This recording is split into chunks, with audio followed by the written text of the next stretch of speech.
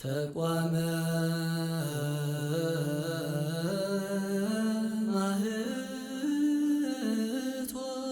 ማህቶት ክርስቶስ አምላክነ ዘመጻዋም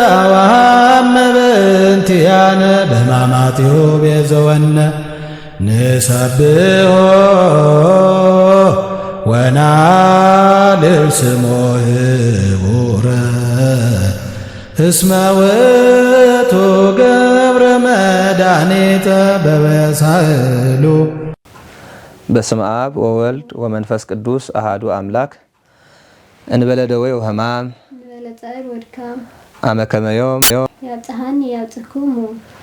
እግዚአብሔር በሰላም። ሰላም የእግዚአብሔር ምስኩላትና ይሁን። ክቡራን ተኸታተልቲ ተቃውሞ ማህቶት ከመይ ቀኒኹም? ሶልያና ሎም ሒዘልኩም መፅእ ዘለኹ መደብ ድማ ብዛዕባ ሰሙነ ሕማማት ይኸውን። ንሕትታትና ዝምልስና ድማ መጋቢ ሓዲስ መምህር ሚካኤል ፍቱ እዮም። ክሳብ መወዳእታ ምሳና ክትፀንሑ ብክብሪ ዕድመኩም። ራይ መምህር እንኳዕ ድሓን መፃኹም። ናይ ሎም ቀዳሚት ሕቶና ሕማማት ዝብል ትርጉሙ እንታይ እዩ? ሰሙነ ሕማማት ዝበሃለ ኸ ካበይ ክሳብ እተን መዓልታት ከ ናይ ምንታይ ምሳሌ? መጀመሪያ ልዑለ ባህሪ እግዚአብሔር አምላክና እግሪ ሕሊናና ናብ ጎደና ወንጌል እግሪ ነብስና ናብ መንግስቲ ሰማያት መሪሑ ሱባኤና ዘድሓነና ሱባኤና ብሰላም ዘፈጸመና ከምዚልና ከዓ ናብ ሰሙነ ሕማማት ካብ ናይ ሰሙናት ናይ ዓብይ ጾም ተሰጋጊርና ከምዚልና ምብፃሕና ዘብፅሓና መድኃኔ ዓለም ክርስቶስ ክብርን ምስጋናን ይብፃሕዮ ንብል ከምዚ አቀዲምኪ ተሓትዮ ፀናሕኺ ሕማም ዝብል ቃል ሃመ ካብ ዝብል ናይ ግእዝ ቃል ዝወፀ እዩ። ንኩሉ ሕማም ስጋን ሕማም ነብስን መንፈስን ዝውክል እዩ። ንሕና ሰሙነ ሕማማት ኢልና ክነውዕሎም ከለና ግን ካብቲ ናይ ሕማም ስጋ ካብቲ ንሕና ደዌ ሕማም ኢልና ንፅውዖ ካብኡ ፍልይ ዝበለ እዩ ማለት እዩ። እሱ ከዓ ፍልዩነቱ እንታይ ኢልና ጎይታናን መድሓኒናን ኢየሱስ ክርስቶስ ናቱ ስቃያት ናቱ መከራ እንዝክረሉ እዩ። ስለዚ ሃመ ክትበሃል ከሎ ብካልእ ትርጉሙ ስቃይ መከራ ምቕባል ማለት እዩ። ስለዚ ሰሙነ ሕማማት ክንብል ከለና ከዓ ጎይታናን መድሓኒናን ኢየሱስ ክርስቶስ ምእንቲ ድሕነት ሰባት ንቤዛነት መከራ ስቃይ ዝተቐበለሉ ከምቲ ነቢ ኢሳያስ ኣብ ትንቢቱ ምዕራፍ 53 ገሊፅዎ ዘሎ ነስአ ደዌነ ወፀረ ሕማመነ እግዚአብሔር አምላክና ሕማምና ዝፀረሉ መከራና ስቃይና ዝተቀበለሉ ሰሙን ብምዃኑ ኢና ሰሙነ ሕማማት ኢልና ንፅውዖ ዘለና። እተን ሰሙነ ሕማማት ኢልና ንፅውዖን ዘለና መዓልታት ድማ ካብ ሆሳእና ምሸት ጀሚርና ክሳዕ ምሸት ቀዳም ስዑር ዘለዋ እየን 6 መዓልታት እየን። እዚአን ከዓ ምሳሌ ናይቲ ቀደም 5500 ዝነበረ ዘመን ዓመተ ኩነኔ ዓመተ ፍዳ ሰብ ዝበደለን ዘይበደለን ኩሉ ናብ ሲኦል ዝኣትወሉ ብሓጢአት ብመርገም ተቆሪኑ ዝውለደሉ ዝነበረ ዘመን ሰብ ስሬት ሓጢአት ድሕነት ዘይረክበሉ ዘመን ናተን ምሳሌ እየን ማለት እዩ። ስለዚ ከምኡ ምሳሌ ናተን ምሳሌ ከዓ ስለ ዝኾነ ከዓ ፍጹም ድሕነት ስለ ዘይረከብና ስሬት ስለ ዘይረከብና ኣብ ሰሙን እዚ ስሬት የለን፣ መስቀል ምስላም የለን። ከምኡውን እቲ ብእግዚአብሔር አምላክና ዝተዋሃበና ምስጢራት ጥምቀት ቁርባን ይኹን ካልኦት ጀካታ ቅዳሴ ዘለዋ ዕለት ሐሙስ ዘይኮይና የለን፣ በዓል ምበዓል የለን፣ ብዙሕ ዘየለሎ እዚ ከዓ ፍጹም ድሕነት ከም ዘይረከብና ዘረድእ ሰሙን ምሳሌ ናይቲ ዓመተ ኩነኔ ዘሎ ሰሙን ስለ ዝኾነ እዩ። ኣብ ሰሙን እዚ ከዓ ብዙሕ ጎይታ ኢየሱስ ክርስቶስ መከራ ዝተቀበለሉ ነናቱ መዓልታት ኣሎ። ብሓፈሻ ግን ሰሙነ ሕማማት ኢልና ንፅውዐን ነዘን 6 መዓልታት ምዃነን በዚ ክንርዳእ ንኽእል ማለት እዩ። ክርስቶስ አምላክነ ዘመጻዋም በእንቲአነ በማማቲሁ ቤዘወነ። እሺ ቃል ሕይወት ይስማዕና። ናብቲ ካልእት ሕቶና ንሰግር። ብመሰረት ስርዓት ቤተክርስትያን ኣብዘን ሰሙነ ሕማማት ዝግበር መንፈሳዊ ኣገልግሎት እንታይ ዘጠቃለለ እዩ? ብሓፂር ከተብርህልና። ብሓፂር ክንርዳእ እንተኮይንና በርባዕተ መንገድቲ መንፈሳዊ ኣገልግሎት ክንሪኦ ንኽእል ኢና። ተቀዳማይ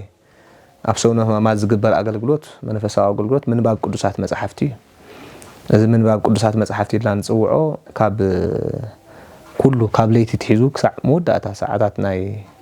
مودعتا نودعلو كسع ليليت دلو كابليتي كسع نوام دلو نبابات አለዎ ትንባባት ከአ ካብ ኦሪት ይጀምር ማለት ነው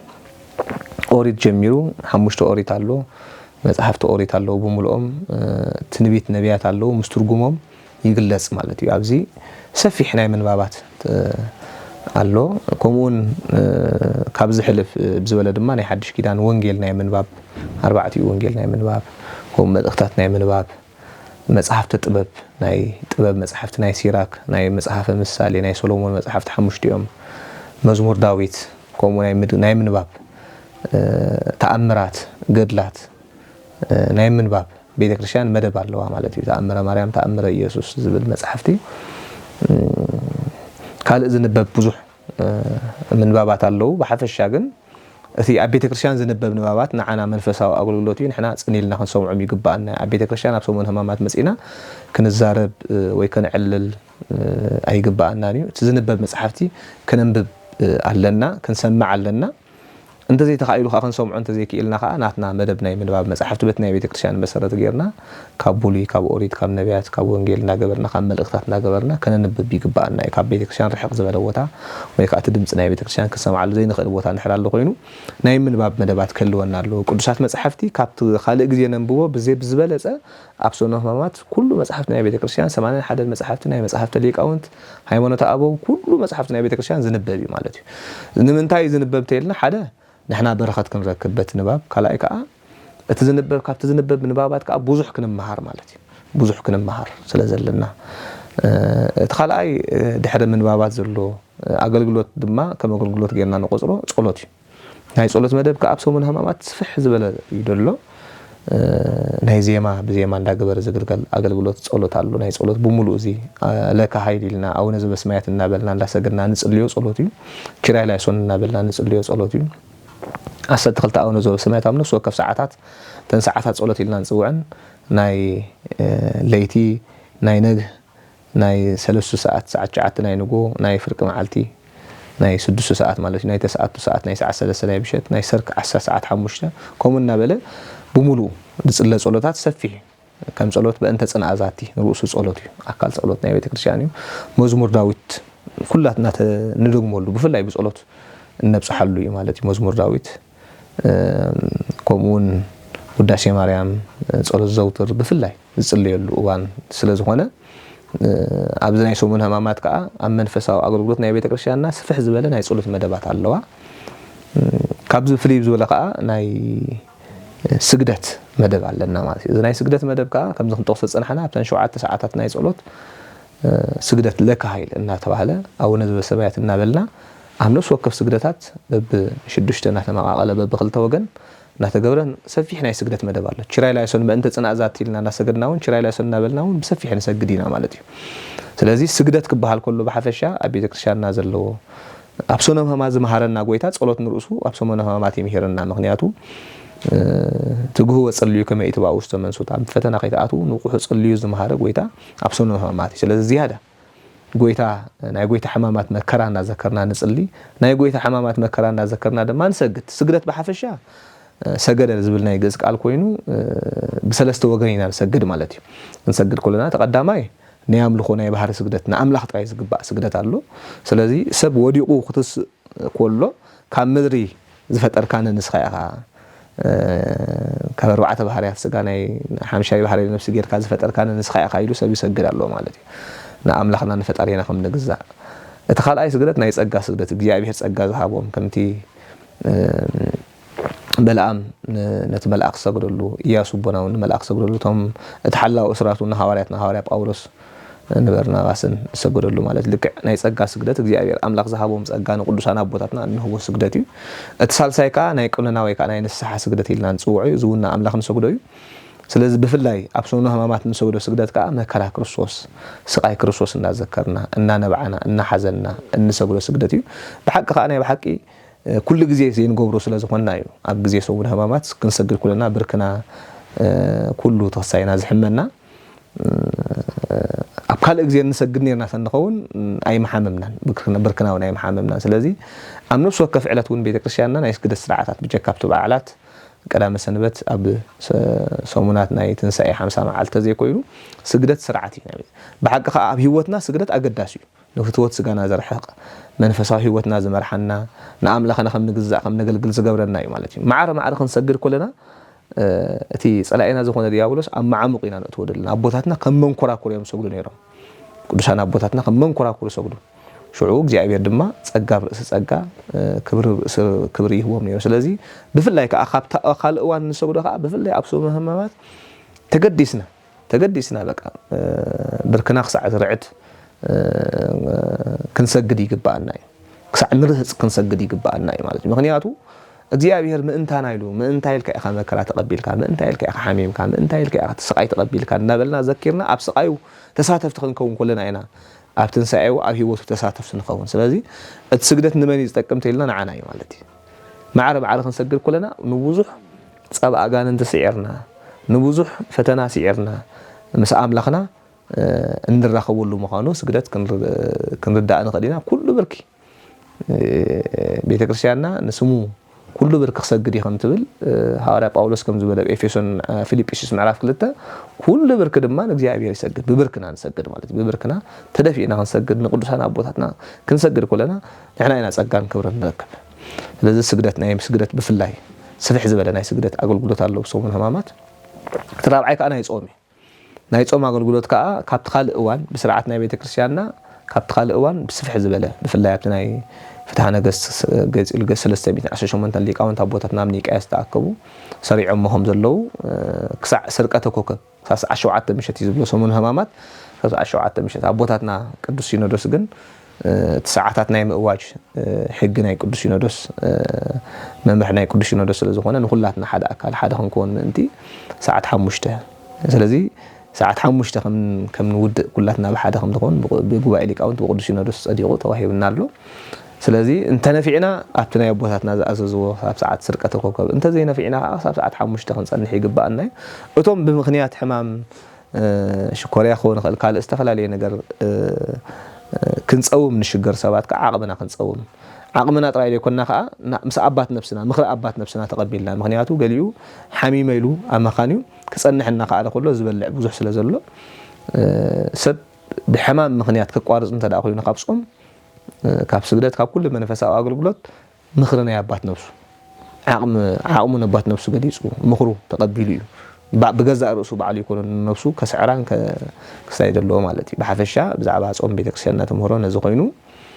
ኣብ ሰሙን ህማማት ዘሎ ኣገልግሎት ከዓ ስፍሕ ዝበለ ነዚ ዝምልከት እዩ ማለት እዩ ኣብ ሰሙን ህማማት ዝነበቡ መጻሕፍቲ ኪዳንን ትምህርተ ህቡኣትን ትርጓሜ ይትርጎምዮም ቃል እግዚአብሔር ስብከት እውን ይወሃብ እዩ ማለት እዩ ስለዚ ኣብ ቤተክርስቲያን መጺና ኣብ ሰሙን ህማማት ብፍላይ ካብ ኩሉ ስራሕና ካብ ኩሉ ይዕሪፍና ከነገልግሎ ይግባአና ብፍሉይ እንተኽኢልና ኣብ ሰሙን ህማማት ዕረፍቲ ሓቲትና ናይ ስራሕና እንድሕር ዕረፍቲ ኣለና ዕረፍቲ ሓቲትና ከነገልግል ይግባአና እቶም ዕረፍቲ ክንሓቲ ዘይንኽእል ስራሕና ዘይፍቅደልና ኣብ ስራሕና ድዩ ኣብ ገዛና ድዩ ለይቲ ድዩ ካብ ስራሕ ምስ መፀና ድዩ ብዝግባእ ጌርና ግዜ ክንህቦ ኣለና ካብቲ ካልእ ግዜ ብፍሉይ ንኣምላኽ ነገልግለሉን መንፈሳዊ ኣገልግሎት ንፍጽመሉን ስለ ዝኾነ ዝያዳ ክንተግህ ይግባአና እግዚአብሔር ኣምላኽና ትጉህ ሕልናን ንቁሕ ልቦናን ይዓድለና ሰሙን ህማማት ከዓ መንፈሳዊ ኣገልግሎት ኣገልግልና ከዓ ካብ እግዚአብሔር ኣምላኽ ናይ ዓመትና ሙሉእ ሓጢኣት ክሕደገልና ክድምሰሰልና ናይ እግዚአብሔር ሰናይ ፈቃድ ይኹነልና ክርስቶስ ኣምላክነ ዘመጻዋሃመ በእንቲአነ በሕማማቲሁ ቤዘወነ ቃለ ሕይወት ይስማዓልና ኣቦና ናብተሳሰይ ትሕትና ንሰግድ ኣብ ሰሙን ሕማማት ሰላም ይባሉ ንሰዓምን ኣይፍቀድኒ ይባሃል እሞ ስለምንታይ ካልእ ተወሳኺ ኣብ ሕማማት ዘይፍቀዱ ኣለዉ ዶ? ኣብ ሰሙን ሕማማት ሰላም ይባሃል ምስዕዓም ኣይፍቀድኒ እዩ ሰላም ተኻብ ምስዕዓም መግላጽ ማለት እዩ እዚ ከዓ ቤተክርስቲያን ቅዱስ ቤተክርስቲያንና ኣብ ቅዳሴኣ ኣብ ዝኾነ ይኹን ኣገልግሎታ እንተዳሪእና ቅዱሳት መጻሕፍትና እውን ኣቦታትና ሐዋርያት ብዝኣዘዝዎ ተኣምሁ በበይናቲኩም በአማሃ ቅዱሳት ንሓድሕድኩም ብመንፈሳዊ ሰላም ተባሃሉ ብመንፈሳዊ ምስዕዓም ተሰዓሙ ኢላ ቤተክርስቲያን ትእውጅ ማለት እዩ ምክንያቱ ሰላም ምስዕዓም ምግለጽ ናይ ፍቕሪ ስለዝኾነ ማለት ንሓድሕድና ተፋቂርና ንሓድሕድና ሓደ ኮይና ሓደ ኣካል ኮይና ንኣምላኽና ከነገልግሎ ብፍቕሪ ንኣምላኽና ክንግዝኦ ስለዝግባአና ማለት እዩ ስለዚ ሰላምታ ምስዕዓም መግለጽ ፍቕሪ መግለጽ ፍቅሪ ዓመት ሙሉእ ቤተክርስትያን አውጃ በሰላም በፍቅር ክንነበር ሰላም ክንባሃል ክንሰዓዓም አውጃ ክነሳ ኣብዛ ሰሙን ህማማት ሰሙን ሓንቲ ሰሙን ግን ሰላም ምስዓዓም ከልኪላ ስለምንታይ ቤተክርስትያንና ናታ ስርዓትን ትውፊትን ዘለዋ ቤተክርስትያን እያ ስለዚ እቲ ናይ ትእምርተ ፍቅር ምልክት ናይ ፍቅር ዝነበረ ትእምርተ ፀብ ምልክት ናይ ጽልኢ ስለ ዝቀየሮ ይሁዳ ማለት እዩ ይሁዳ ስለ ዝቀየሮ ነዚኣ ቤተክርስትያን ሕጂ እቲ ሰላምታን ምስዓዓምን ቀይራት ኣብ ሰሙን ህማማት ኣይፍቀድ ነዚ ንዝክር ማለት እዩ እግዚአብሔር አምላኽ በቲ ምልክት ፍቅር ዝነበረስ ምልክት ጽልኢ ገይሩ ይሁዳ ስለ ዝገለጾ ይሁዳ ብምልክት ፍቅር ገይሩ ምልክት ጽልኢ ገይሩ ስለዚ ተሓዘኑ ጎይታና ነቲ ጎይታና ኢየሱስ ክርስቶስ ተተሓዘሉ ምክንያት ብምግባር ኢና ንዝክሮ ማለት እዩ ብሓቂ እንተዳሪና ከዓ ጎይታ ኢየሱስ ክርስቶስ ዝመለሰሉ መልሲ ኣዝዩ ዘደንቕ ነገር እዩ ማለት እዩ በለት ሐሙስ ምሸት ኣብ ጌቴ ሴማን ንጎይታ መጽኦም ክሕዝዎን ከለዉ ይሁዳ መኺርዎ ይመጽዩ ተማኺሩ ብገንዘብ ንጎይቱ ሸይጡ ይመጽዩ ጎይታ ኢየሱስ ክርስቶስ ንይሁዳ ይፍቅሮ ነይሩ ፍቅሩ ከዓ ይወድእ ነይሩ ክሳዕ መወዳእታ ካብ ሓጢያቱ ሓዲጉ ብዙሕ በደልን ሓጢያትን ርክሰትን ነይሩ ካብ ሓዲጉ ምስ ሃዋርያት ጸንቢርዎ ካብ ሃዋርያት ከዓ ካብ ዝኾነ ይኹን መንፈሳዊ ኣገልግሎትን ማዕርግን ጸጋን ኣይከልከሎን ክሳዕ ሞት ምትንሳእ ስልጣን ተዋሂቦ ነይሩ እዚ ከይኣክል ከዓ ጎይታ እውን ኣብ ልዕሊ ሃዋርያት ተሓዚ ሙዳያ መጽዋት ናይ ዕሽር ነዳያን ዝውሃብ ንኩሉ ዝውሃብ ማለት እዩ ከም ድሕስ ገይርዎ ነይሩ ሰራቀ ምዃኑ እንዳፈለጠ እግዚአብሔር ግን ሰራቀ ምዃኑ ኣብ ቅድሚ ኣይሁድ ኣብ ቅድሚ ሃዋርያት ኣይገለጾን ሎሚ ጽባሕ ንክምለስ 3 ዓመትን 3 ወርሕን ጎይታ ተጸሚምዎ ማለት እዩ ይሁዳ ግን ክምለስ ኣይከኣለን ዕድል ተዋሂቦስ ክምለስ ኣይከኣለን ስለዚ ኣብ መወዳእታ ከዓ ብፍቅሪ ገንዘብ ንጎይቱ ሸይጡ ንሃዋርያ ንኣይሁድ ከዓ እንታይ ኢልዎም እቲ ድስዕሞ ንሱ እዩ ብግሉጽ መልክዑ ስለ ዘይፈልጥዎ ስለ ዝነበሩ ኣይሁድ ክስዕሞየ ምልክት ንሱ እዩ ኢሉ ኣርእይዎም ማለት እዩ መጽኡ ከዓ ንጎይታ ከዓ ስዒሙ ሰላም ኢሉ ባሃከ ኦ ረቢ መምህር ሰላም ንዓኻ ይኹን ኢሉ መጽኡ ስዒሙ ጎይታ ድመለሰሉ መልሲ ኣዝዩ ንልቢ ሰብ ዝደንቕ ነገር እዩ ማለት እዩ ዓርከይ ኢልዎ ማለት እዩ ብሓቂ እግዚአብሔር መፍቀሪ ሰብ ስለ ዝኾነ ዓርከይ ኢልዎ ይሁዳ ነቲ ክትሕዞ ክሰቕሎ ኢሉ ዝመፀ ይሁዳ እሞ ከዓ ብምስዓም ክትሕዞ ኢሉ ዝመፀ ዓርከይ ኢልዎ ናይ እግዚአብሔር ፍቅሪ ኣይተወደን ክሳዕ መወዳእታ ወላው ድሕሪኡ እንተኾነ ድሕሪ ስሕተቱ ድሕሪ ሓጢያት እንተኾነ እውን ይሁዳ ክምለስ ስለ ዝደለዮ ንይሁዳ እንታይ ኢልዎ ዓርከይ ኢሉ ፀዊዕዎ ማለት እዩ ኣብ ድርሳነ ማህያዊ ኣብዚ ሰሙነ ህማማት ዝነበብ ምዕራፍ 7 ገሊጽዎ ከም ዘሎ ወኢቤሎ ጸረየ ኣላ ዓርከየ ውእቱ እስመ የዋህ ወትሁተ ልብ ወመፍቀር የጸር ውእቱ ኢሉ ገሊጽዎ ኣሎ ማለት እዩ እግዚአብሔር አምላኽ ትሑት ለዋህ አምላኽ ጸላእቱ ዘፍቅር አምላኽ ስለ ዝኾነ ነቲ ክትሕዞ ኢሉ ዝመፀ ሰብ ይሁዳ ንዑ ጸላእየ ከይበለ ፈታዊ ዓርከይ ኢልዎ ማለት እዩ ንወዲ ሰብ ከብስዕመት ከተትሕዞ ሎ መጽኻ ኢሉ ከዓ ንርእሱ ወዲ ሰብ ኢሉ ገሊጽዎ ማለት እዩ ደሓቃ ክርስቶስ አምላኽና ነፍሱ ክገልጽ ከሎ ወዲ ሰብ ኢሉ ዝገልጽ ፍጹም ሰብ ፍጹም አምላኽ ምዃኑ ንኸረዳእና ማለት እዩ በቲ ሓደ ወገን ከዓ ንዝኾነ ይኹን ሰብ ንንጹህ ሰብ ሕሊፍካ መሃብ ከም ዘይግባእ ንምርዳእ እዩ እቲ ስዕመት ዝበሃል ዘሎ ሰብ ከምኡ ጽቡቕ ነቲ ጽቡቕ እምነት ናብ ሕማቕ ዝቐየሩ ሰላም እናበልካን ሕማቕ ሰብ ሕማቕ ምግባር ከም ዘይግባእ ንምርዳእ ማለት እዩ ስእመተ ይሁዳስ ካብ ምንካስ ይኸፍእ ማለት እዩ ካብ ምንካስ ይኸፍእ ካብ ጸርፊ ይኸፍእ ምክንያቱ ነቲ ዝመሃሮ ነቲ ጽቡቕ ዝገበረሉ ጎይቱ ነቲ ብዙሕ ሰናይ ነገር ዝገበሮ እግሩ ከይተረፈ ተደቢሩ ዝሓፀቦ ጎይቱ እዩ ክሒድዎ ስለዚ ክሕደት ናይ ይሁዳ ኣዝዩ ከቢድ እዩ ማለት እዩ እሞ ከዓ እቲ ኣገባብ መክሓዱ ከዓ ብምልክት ናይ ፍቅሪ ገይሩ ማለት እዩ ሎሚ ከዓ ዘለና ዘመን ብፍላይ በኣፍሆም ይድህርዎ በልቦም ይረግሙ እዩ ዘሎ ኩነታት ሰላምታና ከመይ ኣሎ ሎሚ ንሕና እውን ሰላምታና ክንሕሉ ከም ዝግባእ ንሰብ ክፉእ እናገበርካያ ከለካ ትስዕሞ ሰላም ትብሎ እንድሕር ኮንካ ከቢድ እዩ ከም ልክዕ ከም ምስዓም ናይ ይሁዳ እዩ ዝቁፀር ማለት እዩ ስለዚ ቤተክርስትያንና ብምስዓም ደረጃ ብሕማቕ ደረጃ ብሕማቕ ታሪኽ ኢላ ተውዕሎም ስምዐት ምስዓም ናይ ኤሳውን ምስዓም ናይ ይሁዳን ማለት እዩ ብዙሓት ከምኡውን ጽቡቕ ነገር ዝገብሩ እንዳመሰሉ ሕማቕ ዝገብሩ ብብዙሕ ታሪኽ ክግለጽ ይኽእል እዩ ሓፈሻዊ ግን ንሕና እውን ሰላምታና ክነጸብቕ ሰላምታና ጸቢቕና ግብርና ክንኽፍእ ከም ዘይብልና ቤተክርስትያን ትምህረሉ ስለ ዝኾነት እያ ብሓፈሻ ኣብ ሰሙን ህማማት ክግበሩ ዘይግባእ ብዙሕ ነገራት ኣሎ ብልዕን መስተን መብዛሕ ይግባእን እዩ መስተ ምስታይ ኣልኮላዊ መስተ ምስታይ ኣይግባእን እዩ በዓል ምብዓል ጥምቀት ምግባር ኣይግባእን እዩ ብዙሕ ነገራት ክንገብሮ ዘይግባአና ብሰሙን ህማማት ኣሎ ዋዛ ፈዛዛ ዕላል ስሓቅ ፃወታ እውን ኣይግባእን እንተ ተኽኢልና እቲ ንጽልዮ ጸሎት እቲ ነንብቦ መጽሓፍቲ ብሓዘን ብንብዓት እንተ ተሰንዩ ዝያዳ በረኸት ኣለዎ ማለት ብፍላይ ሰሙን ህማማት ንኣምላኽ ጥራይ ንውፍየላ ፍለይቲ ሰሙን ስለ ዝኾነት ብዛዕባ መንፈሳዊ ሓሳብ ሓሲብና ክንሰርሕ ከም ዝግባአና በዚ ክንመሃር ንኽእል ኢና ማለት እዩ ክርስቶስ አምላክነ ዘመጻ ወሃመ በእንቲአነ በሕማማቲሁ ቤዘወነ ይስማዕልና ቦና ናፈሳሰይ ትሕተና ንሰግር ሺራቤት ትሕተና ድማ እዘን ኣብ ሰሙን ሕማማት ዘለዋ መዓልታት ነናተን ስያሜ ኣለዎን ሞ ክነብሩና ጽቡቕ ኣብ ሰሙን ሕማማት ዘለዋ መዓልቲ ነፍሲ ወከፈን ካብቲ አይሁድ ምኽሪ ዝጀመሩሉ 33 መዓልቲ ዓመትን 3 ዓመትን 3 ወርሕን ዝኣክል ንጎይታ ሕማቕ ብኽሪኦም ድመኽርሉ ነይሮም ብፍላይ ግና ብጉባኤ ሰሚሮም ክፉእ ምኽሪ ጀመሩ አይሁድ ኣብዘን ሰሙን ሕማማት መዓልቲ እየን ማለት እዩ ስለዚ ኣብ ቤተክርስትያን ሰሙን ሕማማት ኢላ ትጽውዐን ብፍላይ ድማ ኣብ ሰሙን ሕማማት ነናተን ስያሜ ኣለወን መጀመርያ ጎይታ ኢየሱስ ክርስቶስ ክብርን ምስጋናን ንዑ ይኹኖ ኣብ ሆሳዕና ናብ ቤት መቕደስ ምስ ኣተወ እቶም ኣብ ቤት መቕደስ ጸንሑ ሸጡን ክልውጡን ምስ ጸንሕዎ ሰዊግዎም እዩ ስለዚ ዕለተ ሶኒ ኣንጽሖተ ቤተ መቕደስ ኢልና ኢና ንጽውዖ ማለት በቲ ቤት መቕደስ ዘንጽሓሉ ንዝክረሉ ዕለት እዩ ብሓቂ ከዓ ጎይታና ኢየሱስ ክርስቶስ ቤተይ ቤት ጸሎት እያ ኢሉ ሽኹም ግን ናይ ጓሓሉ ናይ ሸቐጥ ቤት ጌርኩሞ እናበለ ነቒፍዎም ማለት እዩ ንሓቂ ከዓ እግዚኣብሔር ኣምላኽ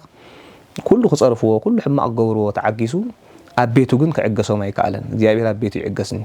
ኣብ ነፍስና ኣብ ማሕበርና ኣብ ቤተ ክርስቲያንና እግዚኣብሔር ከም ዘይዕገስ ንድሕነትና ኩሉ ግዜ ቀናእ ኣምላኽ ምዃኑ እስመ ቅንኣተ ቤት ከበላእኒ ከም ዝብል እግዚአብሔር ክሳዕ ክንደይ ኣባና ዘለዎ ቅንኢ ኣብ ቤቱ ዘለዎ ቅንኢ ዘረዳእና ማለት ቤተይ ቤት ጸሎት ያይሉ ከዓ ንቤቱ ከዓ ቤት መቕደስ ንቤተ ክርስቲያን ከዓ ቤት ጸሎት ምዃና ከዓ መስኪርላ ማለት ነታ ህንጻ ቤተ ክርስቲያን ሎሚ ከዓ ቤተ ክርስቲያን ቤት ጸሎት እያ ንብል ቤተ ክርስቲያን ኣይደልኒ ዝብሉ ብዙሓት ሰባት ኩሉ ይኽእሉ እዮም ጎይታ ግን ንቤቱ አንጽሁ ንቤቱ ከዓ ቤተይ ቤት ጸሎት እያ ቤተይ ቤት ኣቦይ ኢሉ ከዓ መስኪርላ ማለት እዩ ስለዚ ብጭጉራፍ ተቲዑ እዩ ነቶም ሸጡን ልውጡን ጸንሑ ዝነበሩ ገንዘቦም ከየጥፈ ገንዘብ ካብ እንስሶኦም ከይቀተለ ካብቲ ቤት መቕደስ ከም ዝስጎግ ገይርዎም ማለት እዩ ገንዘቦም እንተ ዘጥፍእ ነይሩ እንስሶኦም እንተ ዝቀትል ነይሩ ናይ ጎይታ ረትዓዊ ሞት እዩ ተባሃለ ገንዘብ ሰባት ፊኡ ወይ ከዓ እንስሶኦም ቀቲሉ ተባሃለ ምኽንያት መገበርዎ ነይሮም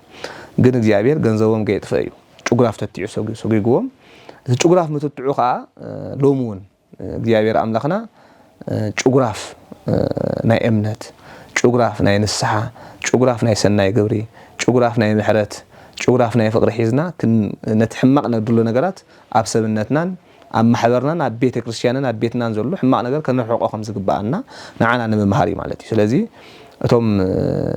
ኣብ ማሕበርና ይኹን ኣብ ቤተ ክርስቲያንና ይኹን ኣብ ስድራና ይኹን ኣብ ስምነትና ናይ ጥርጥር ናይ ክሕደት ሸቐጥ ክመጽእ ከሎ ብጭጉራፍ እምነት ጌርና ከነንጽሖ ከም ዝግባአና ክምህረና ከምኡ ከዓ ኣብ ቤተ ክርስቲያንና ማሕበርና ኣብ ቤትና ኣብ ነፍሲ ኣብ ሰብነትና እውን ከምኡ ናይ ጽልኢ ናይ ቂም ናይ በቐል ሸቐጥ ክመጽእ ከሎ ከምኡ ከዓ ብጭጉራፍ ፍቅሪ ብጭጉራፍ ምሕረት ጌርና ከነጽርዮ ከም ዝግባአና ኣብ ሰብነትና ሓጢኣት ክሽየጥን ክልወጥን كله بحسابنا بقالنا بجورنا حتى أتكن سرح كلنا قا بتشجرها في نص حاجرنا خنا نسوي خمس جبأنا كمهرنا سلز زلية يعني سلز حفش شوي أبسط من نتنازل الحمى عن جر كنت سر خمس جبأنا إنه أنصوها تبيت مقدس إلا أنصوها سبنتنا خنا ننصه محبرنا خنا ننصه إمنتنا خنا ننصه بيت كريستياننا خنا ننصه خمس جبأنا إنه مهاري لومي زلوم من رياض لنا مالتي زمنه كفو زمن سلز خنا لومي بيتك زي عبير كله شقط مس كلنا خامس إنا خان إحنا خابعلنا نتابعه أو مسئنا خان نجوز اللوم مالتي سلزي تقدمت عدة سوني أنصوها تبيت مقدس إلا أنصوها كله يتقام مرجع أسبلس قلت هاي إسكروسوس خير كله نابس أسبلس زلات توبوتا بس إيش مالتي تأسبلس كاو أفر خرج بدليل فكاو أفر دليل ما نبأ خير يبلا الساقنا زخون يكون بجكا قوصلي فرزي بالله صنيحة فرزي بالله مستنحت كانت أسبلس نتاع جيروا رقيموا مالتي يكون فريق مستتيش العالم نزل العالم كابا خفر أهل رخبيلو نتأسبلس رقيموا بونو بوقعتها أسبلس كابسولات محيا دقيقة نقيس أو دقيقة مالتي حوارات مصر أيوة قريموهم ታስተረግመት ጸበለሲ ደሪቃ ነጽቃ ንቂጻ ወዲቃ ኢሎም ማለት እዩ ካብዝን ለዓለ ተአምራት ካልእ ክትገብሩ ኢኹም ኢልካ ጎይታ ነጊርዎም እዚ ከዓ እንታይ እዩ አቦታትና ብምስጢር ነታ ጸበለስ ረጊምዋ ዝብሉና ቤት ጸበለስ ዘይቤ ቤተ እስራኤል እሙንቱ ከም ዝብል በጸበለስ ተመስሎም ዘለው ቶም ቤተ እስራኤል እዮም ካብኹም ፍራ አይረኸብ ኢሉ ረጊምዎም ማለት እንታይ እዩ ድሕነት ካብኦም ከም ዘይርከብ እዩ ጀካቶም 500 ቢጽ እቶም 120 ቤተሰብ ሐዋርያት ቅዱሳት አንስት 72 ናርድእት ውሱናት እንተዘይ ኮይኖም በዓል ኒቆዲሞስ ዘለው ቅዱስ ሓደ ቅዱሳን እንተዘይ ኮይኖም መብዛሕትኦም ብጎይታ ያመኑ በእግዚአብሔር አሚኖም በኦሪት አሚኖም ይነብሩ ነይሮምሲ ክንድ ብጎይታ አሚኖም ኣብ ወንጌል ዝመጹ ከአምኑ ይካሉ ስለዚ ካብኹም ፍራ አይረኸብ ድሕነት አይረኸብ ኢሉ ከም ዝረገሞም ንምርዳይ ማለት እዩ እዚ ከዓ ስለ ዝረገሞም አይኮነን ድሕነት ዘይረኸቡ ስለዚ አምኑ ድሕነት ዘይረኸቡ ማለት እዩ ካልኣይ ጸበለስ ተባሂላ ዘላ ድማ ኦሪት እያ እግዚአብሔር አምላኽ ንሕግ ኦሪት ድሕነት ክርከበላ ስለዚ ይካለ ኣብ ዓለም ሰፊሓ ጸኒሓቶ ጸበለስ ቆጽላ ሰፊሑ ከም ዝረኸበ ኣብ ዓለም ተዘርጊሓ ጸኒሓቶ ታ ኦሪት ግን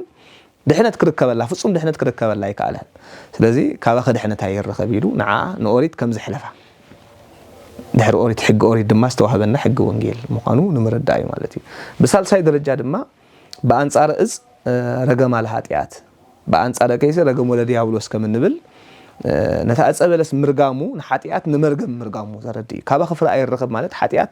በአኸ ዝጉዙ ሰባት አይሃሉ ኢሉ እግዚአብሔር ናብዚ ዓለም ዝመጸ ንኃጢአትናን ንመርገምናን ከርሕቕ ይመጽዩ ካብ ሱራ ተማሕያ ኸይዳ መርገምና ካብ ሱሩ ተማሕያ ኸይዱ ኃጢአትና ድማ ርሒቕልና ማለት እዩ ክብርን ምስጋና ንውዕ ይኹልና ስለዚ እግዚአብሔር አምላኽ ነታ ጸበለስ ምርጋሙ ንኃጢአትናን ንመርገምናን ምርሓቁ ዘረድ ዓቢ ምስጢር እዩ ስለዚ ኣብ ቤተ ክርስቲያን መርገመ ጸበለስ ኢላ ዕለተ ሰሉስ ዕለተ ሶኒ ተውዕሎ ካልኣይ መዓልቲ ዕለተ ሰሉስ ከዓ ዕለተ ፈውስ እዩ ዕለተ ፈውስ بسلسة سيامي نصوعه إلى تفوس إلى تسأله نيحطوا علت مالتيو نيفوس علت نيحطوا علت توسخة إلى تمثالي إلى تتمرت ناي مثالي ناي تمرتن معلتي إلى بيت كريستيان بسلسة تذكره بإلى تسولس فوسي لنا نصوعه زلنا بزحات حمومات زفوسوا له علتيو نحمومات مفواسقة أيهود قتلوا وهيدا الجنيرة ما بعلة سنة بتفوس كان نقوله سلذا أبز علة استفوست يسكينا استوهلت عسات خلت عمد دم فسس نبلا سبيتها هذا سبيت زي أزيا كبير مكرا كبير شجرة على غيبة مغنياته بسرعتنا أيهود دم زلوا زخون يكون سب قربة يكلني كابسبت نسيلة بحزن بنبعات يتنبرنيرا كأوز خفقة بحزنات نبرة كل جنزبا نمحكمي لهيبة كتحوي كل جديد وما كتحوي كالتن سلازي أزيو كبير حزن قتي موانيرو يسكينا يتبع البطوفيتنا يبوتاتنا أما صحف كدوس أبو وانجيلجن عسات خلت عمد دمز فساز نبرة سبيتي لو ما نسي مالو مالتي بتخصيا بحف الشاوي إذا سبيت زيا قويت إيش كرسوس كحلف كله حزبي بزوج حزب كله قد كله سب حساب بأمنة مالتي بأمنة شاف كلانو أنت رأتن كيف خدحني إلى حسيبها مالتي سلزي شاف كلانو تنكح بوخا كاب تدم عسات غلط عمد فساز نبلا بقول ريحنا مالتي بحق جاير أملاخ نتوم الساقيو زفوس نتوم زحزونو زصنانع نتوم استشجروا زرد نزحموا زفوس أملاخ سلازخونا يفوسوا إذا قويتا إسكوسوس كاب زفوس عين السرعة فليز بلس يومالتي بزفرك لبسو يفوسوا بقالو يفوس نيريو بحساوي يفوس نيريو بقبر آداون فويسيو نتعور عين لقيو مالتي بوزح من قد حدا خابت زفوس ولا من قد دما بتشاف كدانو بمتنكاي شعو كاباي حيل وزيو إلو ندحيت قص مستمت حواريات وبوزح سب إني تنكفك على اللو خمي يجيرو خمو تبل إلهم دحري إن دحيت مستمت أجن الساعة سجيلات له مالتي بفرحات أتسبيت إمنت كدحينكي يدوا مالتي بونو وقع بحقي كاب حمامة خمس تفوست مسكيرة مالتي قويت عايز كوسوس بنو خيرنا بيت إيا إيروسي خيرو قالوا عسات دخلت عمتها مويتها صنيحة تاجيروا كموتها تنسيوا مالتي كلتي أنت فوسالو أتي أز حمامة العلة أتي أقول إيا إيروس استولدت العلة حدايو عسات دخلت عمت حميمة أتي أقول عسات دخلت عمت كوينة أتي أخا موت ساعات اللي أتي أخا حوا ما استفوست العلة يا مالتي سلازي قال إيا إيروسون كم موت ساعات العلة بمخانو ناي فوسي ويكا ناي تنسى علتي لنا ونصوعينا سلازي بيت كريستيان إلى تفوسي لا توعلون سولوس ካላይ ዕለተ ተስእሎ ናይ ሕቶ ዕለት ማለት እዩ ንጎይታ ኢየሱስ ክርስቶስ ንኸሰቕሉ ብዙሕ ፈተናን ብዙሕ ሕቶን እዮም ዝሓትዎ ነይሮም ካብቲ ዝሓትዎ ዝነበሩ ሓደ ንቀይሳር ግብሪ ከፍር ኢሎም ንኽኸስዎ ንቀይሳር ግብሪ ምኽፋል ይግባእ ኢሎም ሓትዎ ነይሮም ካብ ቤት መቅደስ ስለ ዝተጎጎም ብሄናይ ስልጣን ንስኻስ ካብ ካህናት ዲኻ ካብ ሌዋውያን ዲኻ ካብ ነገስታት ካብ ነገደ ይሁዳ ዲኻ ካብ መን ኢኻ ብሄናይ ስልጣን ዝትገብር ኣለኻ ኢሎም ዝሓተትዎ ሓራይ ኣነ ብሄናይ ስልጣን ንገብር ከም ዘለኹ ነግረኩም ንስኹም ከ ጥምቀት ናይ ዮሐንስ ካብ መን ኢኻ ኣምላኽ ድያ ዋላ ካብ ሰብ እያ ኢሉ ሓቲትዎ ማለት እዩ ብሕቶ ገይሩ ነቲ ሕቶኦም ብሕቶ ገይሩ ናይ ቀይሳር ንቀይሳር ናይ እግዚአብሔር ንእግዚአብሔር እናበለ ብሕቶ ገይሩ ይምልሰሎም ነይሩ ማለት እዩ ንኩሉ ዘምጽኡ ሕቶታት ብዛዕባ ትንሳኤ ሙታን ዝመጽእ ብሰዱቃውያን ሕቶ ነይሩ ብፈሪሳውያን ዝመጽእ ንኩሉ ሕቶ ድማ ምላሽ ክሳዕ ዝስእሉ ክሳዕ ዝድንቁ ገይሩ ይምልሰሎም ነይሩ ማለት እዩ ሓደ ካብቲ ዝምልሰሉ ዝነበረ መንገዲ ድማ ብምሳሌ ገይሩ ትምህርቲ ስለዚ ናይ ምሳሌ ናይ ትምህርቲ ዕለት ኢልና እውን ዝዓለት እዚኣ ክንፅዋዓ ንኽእል ኢና ብብዙሕ ምሳሌ ገይሩ ምሂሩ እዩ ማለት እዩ ስለዚ ዕለተ ሰሉስ ዕለተ ፈውስ ዕለተ ተስእሎ ናይ ሕቶ ዕለት ዕለተ ምሳሌ ዕለተ ትምህርቲ ኢልና ንፅውዖ በዚ ንዝክሮ ኢና ብሕማማት ዝያዳ ከዓ ካብቲ ዕለተ ሰኑይ ዝመኸረሉ ዝያዳ ዕለተ ሰሉስ ኣይሁድ እውን ዝመኸረሉ ኣፈድፈዱ ምክረ ኢሉ ዝገልጽ ዝያዳ ምክረ ዘብዝሕሉ ዕለት እዩ ማለት እዩ ናብ ረቡዕ እንድሕር ከይድና ከዓ ናይ ረቡዕ ሕማማት ብክልተ መንገዲ ዓበይቲ ነገራት ኢና ንዝክሮ ተቀዳማይ ጉባኤ ኣይሁድ ዝሰመረሉ እዩ ማለት እዩ ተሰማሚዖም ብዙሕ ግዜ ጉባኤታት ገብሩ ነይሮም ስለዚ ኣብ ሓደ ምኽሪ ኣብ ሓደ ሓሳብ ዝወጽሕሉ ንጎይታ ንኸሰቕሉ ንኸቀትሉ ዝተሰማምዑሉ ማለት እዩ እቲ ጉባኤ ርኹስ ጉባኤ እዩ ንሰብ ንኽትቀትል ንሰብ ሕማቕ ንኽትገብር ጉባኤ ንኽትገብር ጽቡቕ ኣይኮነን ስለዚ ጉባኤ ኣይሁድ ጉባኤ ሲናሃድሪን ተባሂሉ ይጽዋዕ ኣብዚ ከዓ ተሰማሚዖም ንጎይታ ብሓሶት ከሲሶም ብሓሶት ምስክር ኮይኖም ብሓሶት ንኸሰቕልዎ መኺሮም ማለት እዩ እቲ ዝገርም ነገር ምኽሪ ናይ ኣይሁድ ኣዝዩ ፍሉይ ነይሩ ኣብ ዘመነ ብሉይ ኣዝዩ ብምኽሪ እግዚኣብሔር ዝተበገሰ ስለ ዝነበረ ጽቡቕ ነይሩ ማለት እዩ ብዘይ ምስክር ክኸውን ኣይክእልን እዩ እቲ ምስክር ዝኸውን ንርእሱ ከሳስን ንርእሱ ንነብሱ ክምስክር ኣይግባእን እዩ ንነብሶም መስኪሮም ባዕሎም ከሳስን ፈራድን ሓደ ኮይኖም እዮም ንጎይታ ከሲሶሞ ብሓሶት ምስክር ኣይግባእን እዩ ቃሉ ከይሃበ ተኸሳሲ እውን ክትፈርዶ ኣይግባእን እዩ ማለት እዩ ከይሓተትካ ንተኸሳሲ ክትፈርዶ ኣይግባእን እዩ በዚ እኮ ኒቆዲሞስ እውን ኦሪትኩምሲ ንሰብ ከይሓተተ ዶ ትፈርዶ እያ ኢሉ ንጎይታ ከይሓተቱ ተኸሳሲ ኣብ ፍርዲ ከይቀረበ እዩ ጎይታ ተፈሪዱ ንሞት ማለት እዩ ስለዚ ብሓቂ ጉባኤ ናይ ኣይሁድ ናይ ርኹስ ጉባኤ እዩ ነይሩ ንጎይታ ንኽሰቕሉ ዝሰመሩሉ ዕለት እዩ ማለት እዩ ነዚ ንዝክሮ ኢና ከምኡ ከዓ ናይ ቅብኣት ዕለት እዩ ማለት እዩ ማርያም ሃጥኢት ዝተባህለት ሓፍቱ ንፈያታይ ዘየማንያ ማለት እዩ ንጎይታ ናብ ጎይታ ዝመጸትሉ ዕለት ጎይታ ንጎይታ ዝቕባኣትሉ ዕለት እዩ ታሪኻ ሰፊሕ ናይ ዛ ማርያም ሃጥኢት ካብ ማርያም እንተ እፍረት ፍልይ ዝበለ ታሪክ ይደላ ማርያም እንተ እፍረት ድሮ ሆሳእና እያ ተቐብኦ እሳ ከዓ ንሞት ምኽንያት ገይራ እያ ተቐብኦ ማርያም ሃጥኢት ግን ተወሰኺ ከዓ እንኮላይ ንሓጢኣታ ክሕደገላ ኢላ እያ ተቐብኦ ደላ ማለት እዩ ስለዚ እሳ ከምኡ ኢላ ሓሲባ መጀመርያ መልክዓ ካብ ፀጉሪ ርእሳ ክሳብ ፅፍእ እግራ እዚ ዘይበሃል መልክዕ ነይርዋ ፍልዩ መልክዕ ነይርዋ መስትያት ሪኣ ኣብ መስትያት ሪኣ መልክዓ ምስ ረኣየት ሽዑ እንታይ እሞ መልክዕ በራሲ ሓላፍን እዩ ስለዚ እዚ ናይ ሓጢኣት ሂወት ዝነብሮ ዘለኹ ሂወት ክገድፎለኒ ኢላ ሓሲባ ማለት ናይ ዝሙት ሂወት ስለ ትነብር ነበረት ስለዚ ጎይታ ሓጢኣታ ከም ዝሓድገላ ስለ ዝኣመነት ከዓ ናብ ጎይታ ክትከይድ መዲባ ናብ ጎይታ ክትከይድ ክትመድብ ከለካ ብዝሙት ዝኣከበቶ ገንዘባ ነይሩ ንኩሉ ኣዋህሊ ኢላ 300 ወቄት ኣዝዩ ብዙሕ ገንዘብ እዩ ሒዛ ከይዳ ኣብቲ እዋንቲ ብዙሕ ነገር ከግዝእ ዝኽእል ብዙሕ ነገር ክትገብረሉ ትኽእል ገንዘብ እዩ ንኹኑ ነዊሕ ዓመታት ክትቀመጠሉ ትኽእል እዩ ንዑ ኣኪባ ከይዳ ክትከይድ ኮላ ግን ሰይጣን ኣምልጠትኒ ኢሉ መፂኡ ፈቲንዋ ማለት እዩ ሓደ ቀዳምነት ማርያም ሃጥኢት እንታይ ኮይና ተነሲሓ እንድሕር ኢልና መልክዕ ዓርያ ኣብ መስትያት መነስሒ ምኽንያት ኣቦታትና ይጥቀምሉ ነይሮም እዮም ጽቡቕ ነገር ርኢኻ እውን ብንስሓ ናብ ኣምላኽ ክትምንን ኢኻ ማለት እዩ ሕማቕ ነገር ኣጋጢምካ ጥራይ ኣይኮነን ጽቡቕ ነገር ኣጋጢምና እውን ጽቡቕ ነገር ርኢና እውን እዚ ጽባሕ ንጎውን ክሓልፍ እዩ ስለዚ ዘይሓልፍ እግዚኣብሔር ኢልካ ንኣምላኽካ ክትቀርብ ከም ዝግባእካ ትምህርቲ እዩ ማርያም ግን ናብ ኣምላኽካ ክትቀርብ ኢላ ትሓስብ ኮላ ግን ማርያም ሃጥኢት ፈተና መፂዋ ሰይጣን ካብቶም ቅድሚ ሕጂ ሙስኣ ዝመፁ ብሓጢኣት ዝሙ ዝነበሩ ሰብኡት መሲሉ እዩ መፂዋ ናበይ ትኸድለኺ ኢሉ መፂዋ ማለት እዩ ኣይመለሰትሉ ሓደ ግዜ መልሲ ዘይምምላስ እውን ካብ ብዙሕ ፈተና ከድሕነካ ይኽእል እዩ ማለት እዩ ትሚላ ጉዕዞ ኣይቋረፀትን ድሓንሎም ማዓንቲ እዛ ሓጢኣት እሞ ክፍፅማ ብድሕሪኡ ካብ ፅባሕ ይንሳሕ እውን ኣይበለትን ማርያም ሃጥኢት መብዛሕትኡ ግዜ ሓጢኣት ክንፍፅም ከለና ሎም ማዓንቲ ድሓን ፅባሕ ንሳሕ ሎም ማዓንቲ ድሓን እናበልና ኢና ንኸይድ እሳ ግን እታ ፈተና ዘጋጠመታ ቆሪፃ ናብ ጎይታ ስለተበገሰት ከይመለሰትሉ ዋላ ገንዘብ ክትረክብ ኣብ ሓጢያት ፍትወት ነይሮ ናብ ሓጢያት ክትወድቕ ኢላ ኣይሓሰበትን ክትምለስ ኢላ ኣይሓሰበትን ምስተበገሰት ንድሕሪት ገዛ ቁሊ ሓይበለትን ማለት እዩ ስለዚ ምስተበገሰት ባልኣን ክነገረክ ኢልዋ ምምላስ ምስ ኣቤቶ ናብቲ ዘፍቅረክ ሰብ ይኽትኸደለኺ ውሑድ ገንዘብ ብውሑድ ገንዘብ ብዙሕ ሓብቲ ብዙሕ ጸጋ ዝህብ ናብኡ ይኽትኸደለኺ እወ ኢላቶ ሰኻ ኩሉ እወ ኢላቶ ኣብዚ ዓለም እዚ ጋሻ ዝኾነ ሰብ ናብኡ ይኽትኸደለኺ እወ ኢላቶ ኩሉ እወ ኢልክን ንመን ኢዳ ኢልዋ ሽዑ ጋሻ ምባልካ ጎይታ ኣብዚ ዓለም እዚ ጋሻ እዩ ብብዙሕ ገንዘብ ብውሑድ ገንዘብ ብዙሕ ሃብትን ጸጋን ዝህብ ምባልካ ብውሑድ ትሩፋት ብዙሕ ጸጋን ክብርን ዝህብ ኣምላኽ እዩ ንሱ ዘፍቅረክ ንስኺ ዘይተፍቅር እዮም ምባልካ ድማ ልክዕ ንሱ ዘፍቅረና ኣነ ግና ዘየፍቅሮ እየ እሱ ከዓ ኢየሱስ ክርስቶስ ኢላ ሽሙ ምስ ተቐሰትሉ ብኡንብኡት ሰይጣን ከም ትኪ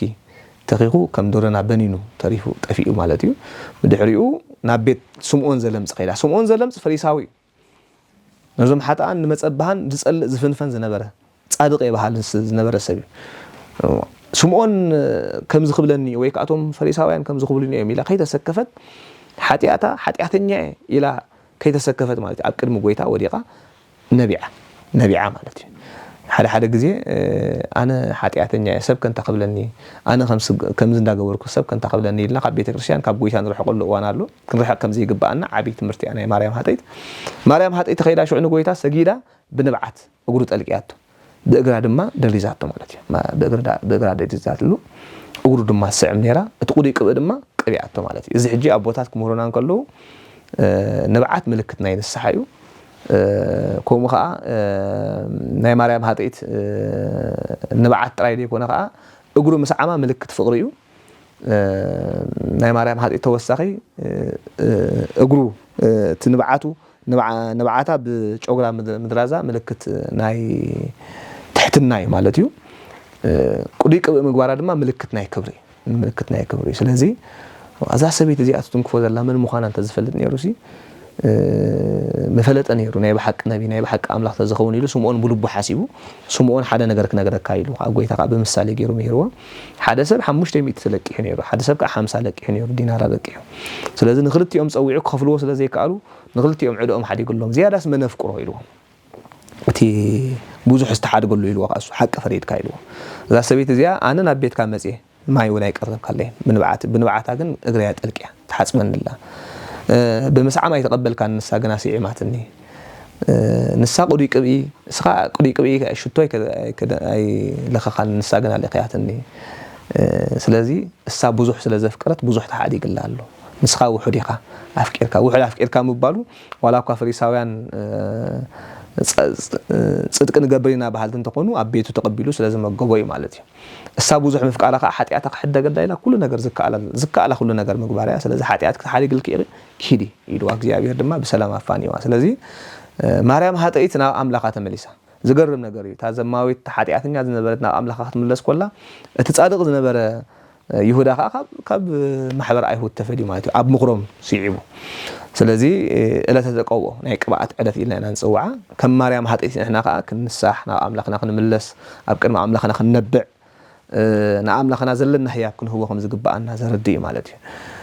إلا تهاموس بوزحيو نا بتفتسامي زلوا حسبة تهاموس إلنا نسوعنا قويتان دك مزامرتو أملاقهم قويتهم فتاريهم كله تنبركيخو زحص أولو عدتيو وناس عامك في زلمس خمس بلود ما أتي زها فليتي عداق نيراتو قاوت يقابو بيورو قاقرهم دريزوهم كحصبهم كله بيهودا يجمر يهودا بفقر ገንዘብ አይንቱ ዓዊሩ ስለዝነበረ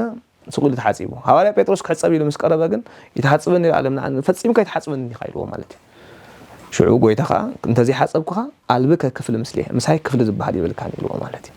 ምሳይ ክፍል ዝባሃል ይብልካን ስለዝቦለኻ ባር እግሬ ጥራይ አይኮነን ኩሉ ነፍሲ ይሐጽበን ይልዎ እግርኻ ኢድካታ ተሐጽብካ አክል ይልዎ ማለት በዛኻ ህጽበተ ፋሲካ ትመስል በተትና ፍጽምት ከም ዝበለ ጎይታ ፍጹም ዝኾነ ትሕትና مهيروم نمن نهارات مهيروم تحتنا مهيروم إذا تحتنا زخاء أزي أنا ممهركمي قويتاكمي أجركم كاب حسب كسكم أجر بس أيكم كحسب يجباكم يوم أما تجبروا ولا زي بصان أنتم نزل تل أجركم مخا بصان يخم يلوم قويتات إذا كابتن أنك تبص عن اللانس وعن حنتي بس إننا كدسنا نتوهب لومي اغري محصاب يا مالتي لومي ግን بچካ اب ገዳማት አፉሊ عدتات وحقوق قطرات تزي كوين اغري محصاب دارغا እና ተረፈ ይመስዩ ክሳዕክ እንደይ ብጽና ቅድስና ካባና ይርሐከም ዘሎ ዓመት መጽየም አቦታትና ጳጳሳት ከይተረፈ ካህናት ከይተረፈ እግርና ሐጽሙና ያ ስለዚህ ንዓና ከቢድ ሐላፍነት ማለት ንምእመናን ከቢድ ሐላፍነት ንሕና ዓመት ሙሉ ሰቤት እግረ ሰብአያ ውሉድ እግር ወለዶም ወለድን ውሉዱን ድማ እግረ አጋሽ ክንሐጽብ ከም ዝግባአና እንመሃረሉ ማለት እንመሃረሉ ተዘይ ኮይኑ ኣብ ዓመት መጽና ሓንሳብ በካህናት አቦታትና ጥራን ተሐጽብና ግን ከቢድ ሕቶ ዘለዎ ወይ በወበእንተ ዘይ ተሐሰሶም ለእመ ኮነ ኤጲስቆጶሳት አይኮነን ምእመናን አይኮነን ተራሰባት እግዚአብሔር ኤጲስቆጶሳት ጳጳሳት ከይተረፈ በእግር ምሕጻብ ከሐቶም ይሉ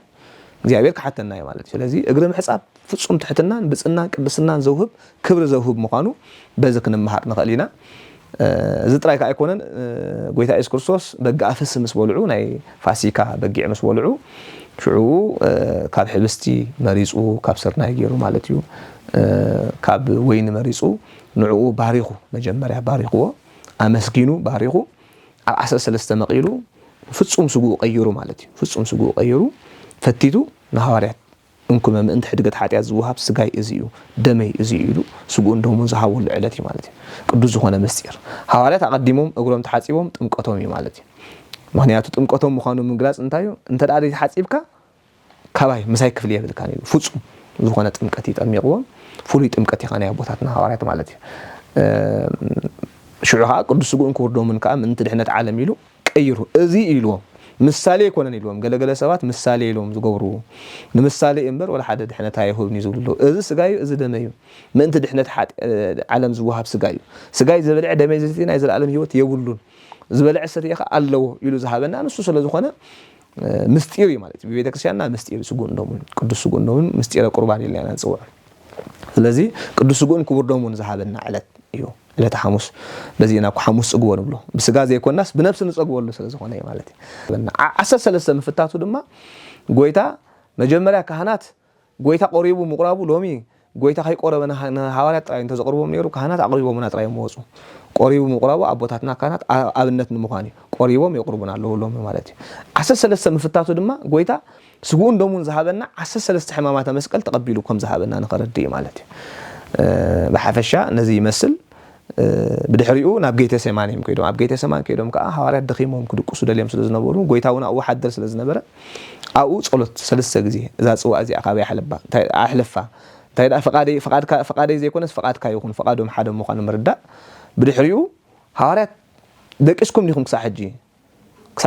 ሕጂ ዶ ደቂስኩም ኣለኹም ኢሉ ነቂፍዎም ማለት እዩ ትጉህ ወጸልዩ አፈተና ከይተአቱ ኣብ ኃጢአት ከይተወድቁ ኣብ ክሕደት ከይተወድቁ ኣብ ሲኦል ኣብ ገሃነም እሳት ከይተወድቁ ነቂሕኩም ትጉህ ጸልዩ ኢሉ ካና ሐዋርያት ተዛዝ አዚዝዎም ምስጢረ ጸሎቱ ዝመሃረሉ ጌተ ሰማን ጸሎት ሐሙስ ኢልና ንጽውዕ ኢናውን ማለት እዩ ኣብ መወዳእታ ዕለት ሐሙስ ከዓ ጎይታና ኢየሱስ ክርስቶስ ተተሓዘሉ መዓልቲ እዩ ማለት እዩ ሙሉእ ለይቲ መከራ ተቀበል ውዒሉ ዕለት ዓርብ ድማ ንጉሆ ሰፊሕ እዩ መከራ ናይ ክርስቶስ ብሓደ ቃል ተዛሪብና ክንወድኦ ንኽእልና ኣዝዩ ሰፊሕ ግን ዕለት ዓርብ ንጉሆ ኣፍርዲ ዝቆመሉ ዝተፈርደሉ ዕለት እዩ ብኸምኢና እውን ናይ ንግህ ጸሎት ንጽሊ 3 ሰዓት ናይ ንጉሆ ከዓ ተፈሪዱ ስለዝነበረ ዝተገርፈሉ ዕለት እዩ ግርፋት እዚ ከዓ ጎይታ ኢየሱስ ክርስቶስ ዝተገርፈ 6666 ኣዝዩ ካውን ላዕሊዮም ኣቦታት ድብሉ ክሳዕ ዓጽምቱ ዝርአ ደሙ ክሳዕ ዝፈስስ ኣዝዩ ከቢድ ዝኾነ ስቃይ ከም ስርዓት ናይ ኣይሁድ ዝተገርፈ ኣይስቀልኒ ዝስቀልካ ኣይገረፍኒ ግን ገሪፎሞ ማለት እዩ 4 ጥራይ ዝግረፍ ነይሩ ቁጽር ዘይብሉ ግርፋት ገሪፎሞ 39 ኢሎም ንድሕሪት እናተመልሱ ብዙሕ ገሪፎሞ እዚ ከዓ እቲ ኣብ ሲኦል ብሓለንገ እሳት እንግረፎ ዝነበርና ግርፋት ንኸርሕቕ እግዚአብሔር ምእንታና ተገሪፉ እሱ ጥራይ ከዓ ኣይኮነን مستغرفون مسقلو تسكيمو كابليطوس راخ ساقانيو እና ወደ 14 ምዕራፍ ተጓዒዙ ማለት እዩ አሁን ብዙሕ ጸርፊ ብዙሕ መከራ ናይ ሰባት ብዙሕ ምጽፋዕ ብዙሕ ምህራም ብዙሕ ምንክልባት አጋጢሞ እዩ ምእንቲ ድሕነት ዓለም ክርስቶስ አምላኽና እተን ንዓና ዝፈጠራና አእዳው ድማ ኣብ መስቀል አእጋሩና አእዳውን ተሸንኪሩ ብቅንዋተ መስቀል ኣብ መስቀል ተሰቂሉ ኣብ መስቀል ብዙሕ ተአምራት ተገይሩ ፍርቅ መዓልቲ ምስተሰቀለ አዝዩ ብዙሕ ማለት እቲ መከራ ካብቲ ተአምራት ዝገበረ 7 ተአምራት ፀሓይ ጸልሚቱ ወርሕ ደም ኮይና ከዋክብት ተረጊፎም ከውሒ ኣብ ክልተ ተጨዲዱ መቃብራት ተከፊቶም ሙታን ተንሲኦም ናይ ምድር ናይ ሰማይን 4 ተኣምራት 7 ተኣምራት ኩሉ ሙሉ ናይ ሰማይ 3 ናይ ምድር 4 ተኻይዱ መጋረጃ ቤት መቅደስ ወና ኣብ 2 ተተርቲሩ ማለት እዩ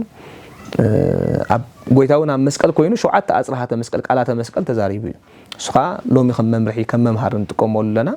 ብዙሕ ምስጢርን ሰፊሕ ትምህርትን ዘለዎ እዩ ድሕሪኡ ግን ድሕሪ 3 ሰዓት ኣብ መስቀል መስቃሉ ገዛእ ነብሱ ካብ ስጉኡ ፈልዩ ምእንታና ሞይቱ ማለት እዩ ብሞቱ ስለንድሕን ብነፍሲ ኣብ ሲኦል ዘለው ወሪዱ ድማ ንኩሎም ናጽነት ኣውጅሎም ካብ ሲኦል ናብ ገነት ኣሰጋጊርዎም ከምኡ ከዓ ብድሕሪኡ ብሰርክ ግዜ ማለት እዩ ዮሴፍን ኒቆዲሞስን ንጎይታ ካብ መስቀል ኣውሪዶም ገኒዞም ብግቡእ ኣብ ሓድሽ መቃብር ቀቢሮም ሓድሽ መቃብር ዝቀብርዎ ዘለው እግዚአብሔር ቅድሚኡ ዝቅበርዎ ዝነበሩ መቃብር ሓድሽ ኣረጊድ ድባል የለን ግን ቅድሚኡ ንቅበሮ ዝነበርና መቃብር ንሞት ንሙስና መቃብር ንሲኦል ነይሩ ጎይታ ግን ሓድሽ መቃብር ተቀቢሩ ዝሎ ዘሎ ንትንሳኤ ንህይወት ምዃኑ ንምርዳእ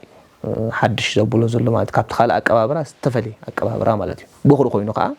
ድሕሪ 3 መዓልትን 3 ለይትን ተንስዩ ስለዚ ዕለተ ዓርብ ብፉሉይ መከራ ክርስቶስ ንዝክረላ ብንብዓት በሐዘን በቃ ብፉሉይ አገልግሎት ንጎይታ ንዝክረላ ያ ማለት እዩ ጎይታ ዝተቀበሎ መከራ ክንደ ሓደ ሰዓት ዓለም ሙሉእ እንተኾነ ህይወቱ ሙሉእ መከራ ተቀቢሉ ክንደ ሓንቲ ሰዓት ናይ ጎይታ መከራ ክኸውን ኣይክእል ስለዚ ንዑ እንዳዘከርና መከራ መስቀሉ እንዳዘከርና ኢና ነብዕላ ድሕሪ ዓርብ ድሕሪ ዕለተ ዓርብ ዘላ ቀዳም ስዑር ኢልና ንጽውዓ ጎይታ መቃብር ዝሓደረላ ዕለትያ ስዑር ዝበሃል ደሎ ጎይታ ንኽስዕር ይተቀቢሩ ትንሳኤ ብትንሳኤ ንኽስዕር ማለት እዩ ብፉሉይ ከዓ ቀዳም ስዑር ንብላ ዘለና ካልኦት ቀዳማት ብምልአን ጾም የብለን ጎይታ መቃብር ስለ ዝሓደረ ግን ንሕና ኣክፍሎት ሃዋርያት ኣክፍሎት ገይሮም ስለ ዝጾሙ ንሕና ከዓ ኣክፍሎት ገይርና ንጾመላ ዕለት ስለ ዝኾነ ካብ ካልኦት ኣጽዋማት ካብ ካልኦት ቀዳማት ብፍሊቲ ንስዕራ ንጾማ ስለ ዘለና ማለት እዩ ካልኦት ጾም ስለ ዝየለ በዚ ኢና ቀዳም ስዑር ንብላ ዘለና ስለዚ ቀዳም ስዑር ከዓ ጎይታ መቃብር ዝሓደረላ ዝወዓለላ ዕለትያ መወዳእታ ከዓ ትንሳኤ ይውሰድ ማለት ስለዚ ሓፈሻዊ ናይ ሰሙነ ትንሳኤ ስያሜ ናይ ሰሙነ ሕማማት ስያሜ ነዚ ይመስል እግዚአብሔር አምላክ ሒዝንያ ዘለና ሰሙነ ሕማማት በሰላም አፈጺሙ በሰላም ናብ ብርሃነ ትንሳኤ ከብጽሐና ናይ እግዚአብሔር ሰናይ ፈቃድ ይሆነልና ሼር ላይክ ሰብስክራይብ ምግባር አይትረስዑ ዝኾነ ሕቶ ወይ ርእይቶ ምዝለኩም ድማ ኣብ ኮመንት ጽሐፉልና ኣብ ዝቕጽል ስጋብ ንራኸብ ሰላም ክርስቶስ አምላክነ ዘመጻዋም በእንቲአነ በሕማማቲሁ ቤዘወነ ተቋመ